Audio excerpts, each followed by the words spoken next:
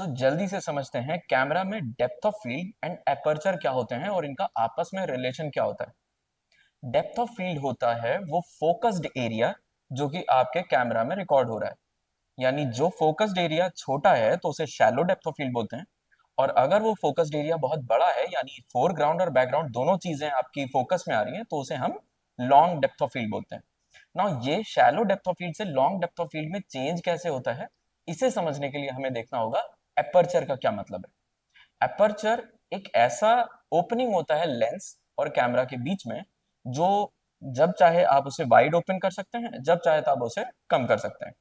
तो जब आप उसे वाइड ओपन रखते हैं जिसकी सेटिंग होती है f1.4 से f1.8 के आसपास या मिनिमम रखते हैं उसी के आसपास, तो वो वाइड ओपन हो जाता है, मैक्सिमम रोशनी अंदर आती है सेंसर पे, इमेज ब्राइट होती है, लेकिन आपकी जो डेप्थ ऑफ फील्ड है यानी वो जो एरिया जिसमें फोकस्ड है वो एरिया बहुत ही छोटा होता है। यानी या तो फोरग्राउंड आपका फोकस में होगा या बैकग्राउंड होगा।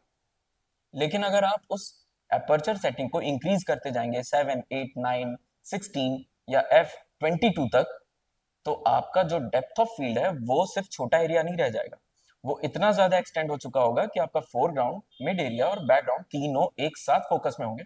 लेकिन क्योंकि वो जो ओपनिंग एरिया है वो बहुत छोटा हो चुका है अपर्चर की वजह से, तो इसकी वजह से रोशनी बहुत कम आती है सेंसर में, तो इमेज डार्क हो जाती है। उसे कॉम्पेंसेट करने के लिए यू कैन इजीली मैनेज और इंक्रीज योर आईएसओ और एक्सपोजर सेटिंग्स। Thank you.